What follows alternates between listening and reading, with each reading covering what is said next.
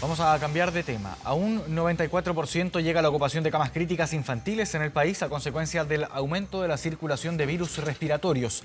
Para hablar sobre este tema y también despejar varias dudas respecto a, por ejemplo, cuándo consultar con un especialista, a qué hay que estar atento, también las señales que nos entregan estas enfermedades respiratorias, nos acompaña la doctora Cristina Pierri, broncopulmonar infantil de la Clínica Alemana. Y mucha atención porque si ustedes en sus casas tienen preguntas, también las pueden hacer a través del hashtag Noticias24, a través de Twitter. Ahí vamos a estar bien atentos también para manifestarle sus preguntas, sus dudas a la doctora. ¿Cómo está, doctora? Muchas gracias por acompañarnos aquí en Canal 24 Horas. Buenas tardes. Hola, buenas tardes. Muchas gracias por la invitación.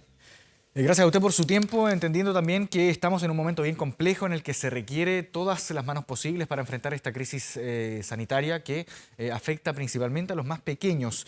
La primera pregunta que se me viene a la mente, doctora, es saber, porque se ha hecho mucho la recomendación de no asistir a los recintos de urgencia porque hay que pensar en que hay que descongestionar, también bajar el riesgo en que uno se pueda ver expuesto a un virus respiratorio y contagiar a los más pequeños de la casa. La pregunta es, ¿cuándo es recomendable consultar? ¿Cuándo uno tiene que decir ya, en este momento sí, creo que hay que ir a un servicio de urgencias, tenemos que ir de inmediato? ¿En cuál es ese momento? ¿Cuáles son los factores a los que hay que estar atentos? A ver, mira, esa pregunta es muy importante porque efectivamente están colapsando todos los servicios de urgencia y también en hospitalizados. Entonces, principalmente en este minuto el virus que más circula es el virus respiratorio sincicial. El virus respiratorio sincicial produce una destrucción de la vía aérea, inicia los síntomas con rinorrea, o sea, con moquito, después un poco de tos, pero después se va intensificando y su peor día es el pic, es entre el cuarto y el quinto día. Entonces, cuando uno consulta precozmente, probablemente no va a tener los síntomas que requieran y probablemente va a empeorar. Entonces, no es recomendable asistir los primeros días.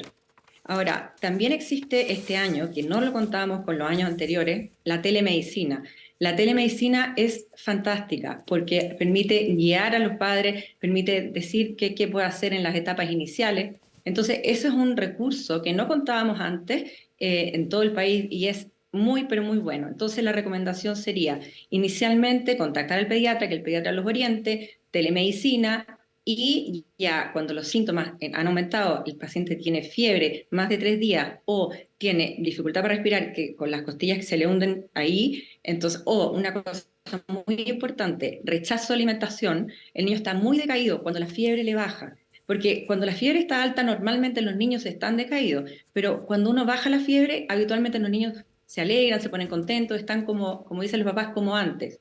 Si eso no pasa y al bajar la fiebre el niño sigue muy decaído, con rechazo a alimentación, es el momento de acudir a un servicio de urgencia.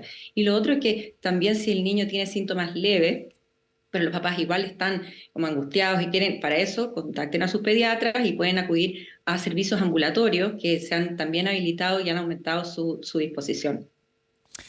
Ahora, doctora, usted mencionaba que habitualmente el virus sincicial, que es uno de los más graves, hay que recordar también que, por ejemplo, no hay vacuna para el virus sincicial, podría llegar a su momento de mayor gravedad o de mayor delicadeza quizás al quinto día aproximadamente.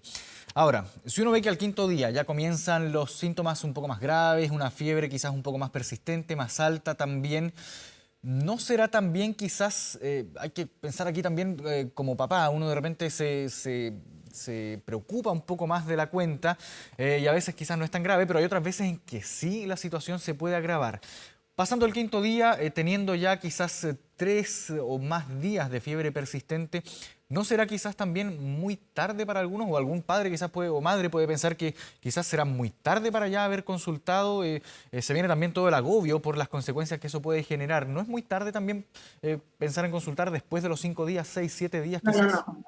No, quiero hacer una Y aclaración. aquí, Primero perdón, aquí que hablo desde la ignorancia, desde el desconocimiento de la medicina misma. sí, no, no, no. Una aclaración es que, no, lo que dije yo es que el cuarto día, entre el cuarto y el quinto, pero el Ujú. cuarto es el peor día del sincicial. Ah, ok. No dije que hay que estar después de 4 días, no. En general, por ejemplo, hemos visto en lactantes menores que ya el segundo día están con dificultad Mm. respiratoria, están respirando más rápido, ahí no tienen que esperar 4 días, no, de ninguna manera. No, lo que pasa es que muchos de estos cuadros de sincicial parten con moquitos, tos, y los papás van a consultar inmediatamente. A eso yo me refiero, Ya. que lo más probable es que empeore y ahí uno va. pero por supuesto que hay lactantes menores en los cuales ya el segundo día están comprometidos con rechazo a alimentación, con dificultad, con se le mueven las costillas. Ahí tienen que consultar. No un tema de días. El tema de días es un poco para graficar que cuando tienen un sincicial, específicamente ese virus, el cuarto día es peor, y eso es importante porque de repente uno va a la consulta, están con 2 días y uno les dice al papá, esto puede empeorar. Entonces, a eso me refiero, pero es muy importante lo que yo te decía, que sobre todo los lactantes menores se ven decaídos, muy decaídos, ahí, claro, ahí no hay que esperar de ninguna manera.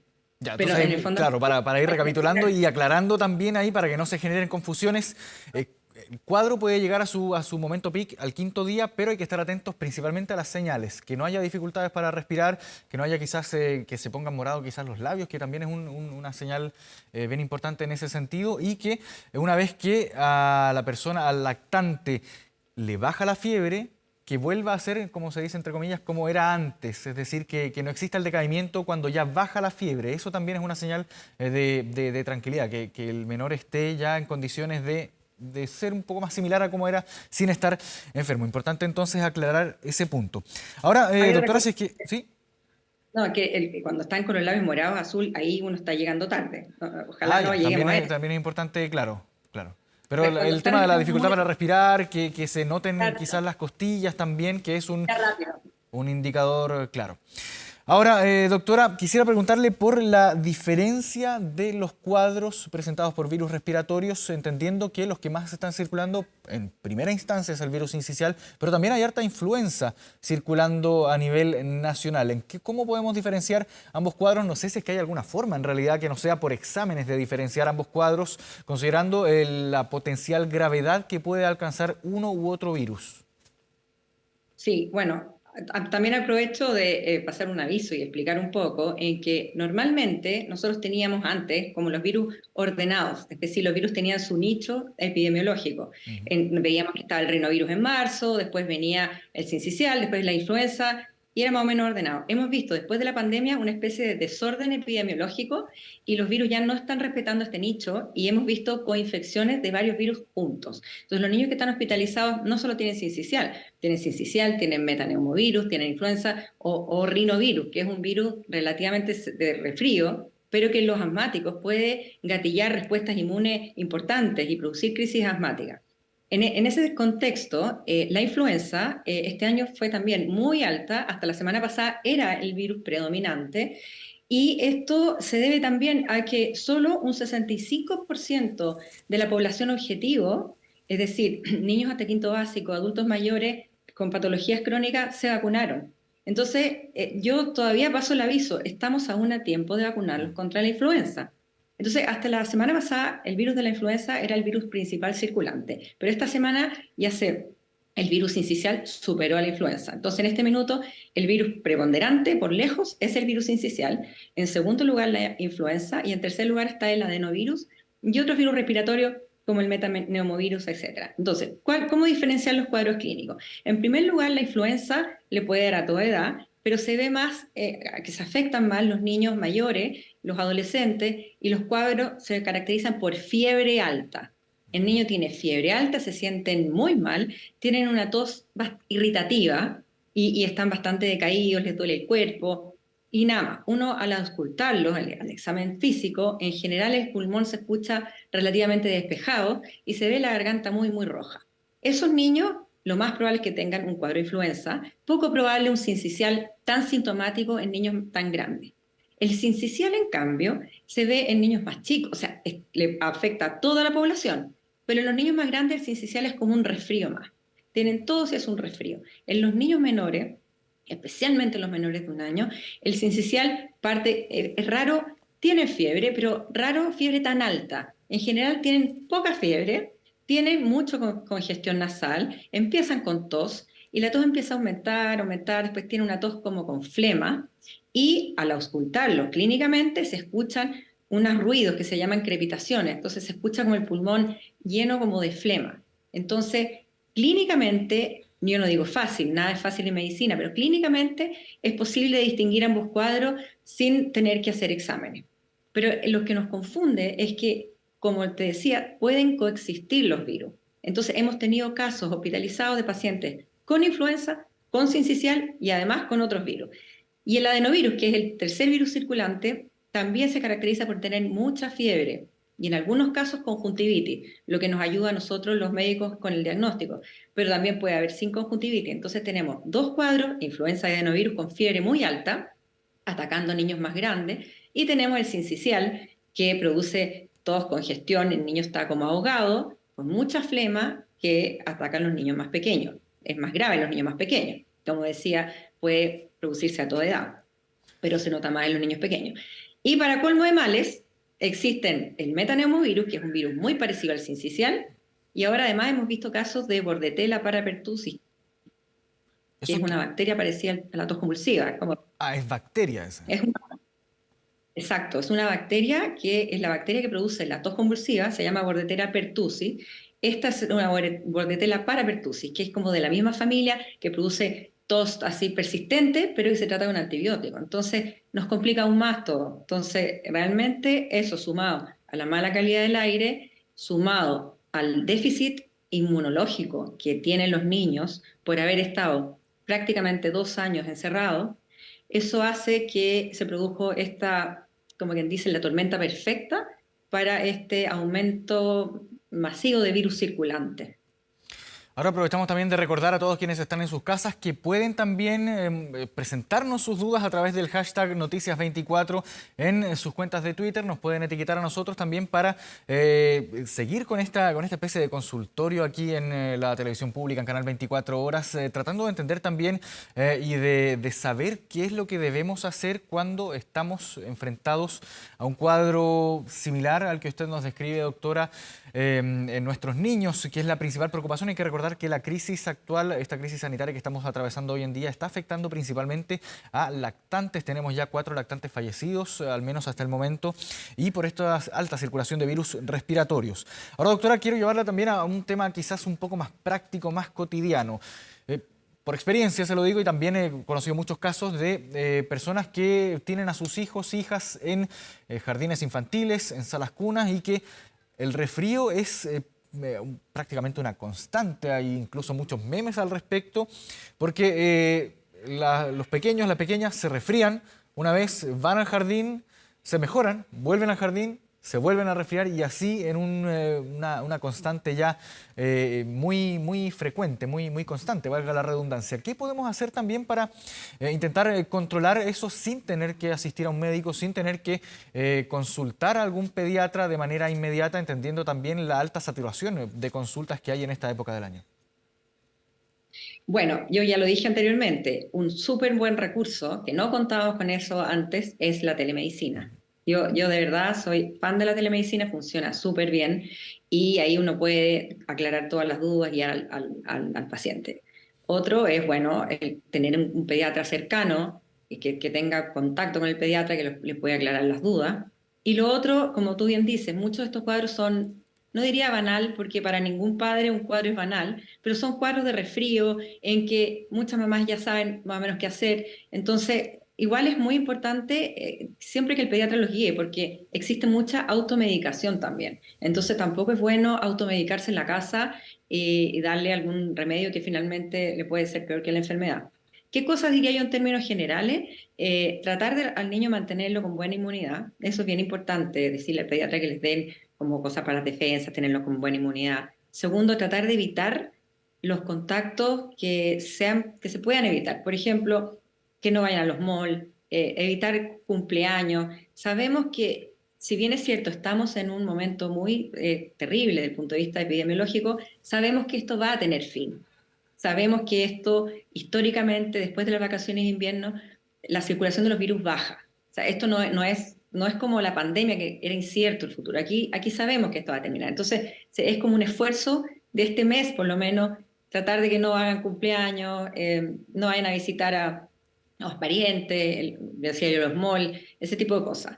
Con respecto a los jardines infantiles, es un tema bien delicado porque cada familia tiene situaciones distintas. Entonces, tampoco uno puede ser liviano y decir, todos saquen a los niños del jardín, porque hay distintas realidades. Hay familias que sencillamente no pueden no mandar a un niño al jardín. hay niños que necesitan estimulación, hay otras familias que dependen incluso del punto de vista de alimentación del jardín. Entonces, hay que tener cuidado con esas recomendaciones tan, como quien dice, en términos generales.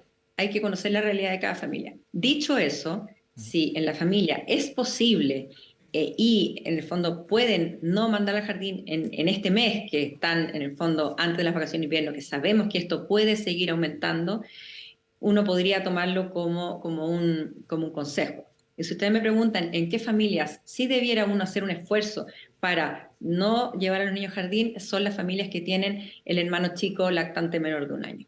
A esos pacientes yo les digo que en realidad si tienen en la casa una guagüita, preferible que por lo menos este mes no vayan al jardín el hermano preescolar, que es el que claramente va a traer el virus. Claro, que son los que más se pueden contagiar y que pueden presentar también un cuadro más grave. Ahora, doctora, tenemos ya una pregunta que nos llega a través del hashtag Noticias24, la tenemos ya en pantalla. Dice lo siguiente: ¿el sincicial puede afectar a adultos de tercera y cuarta edad?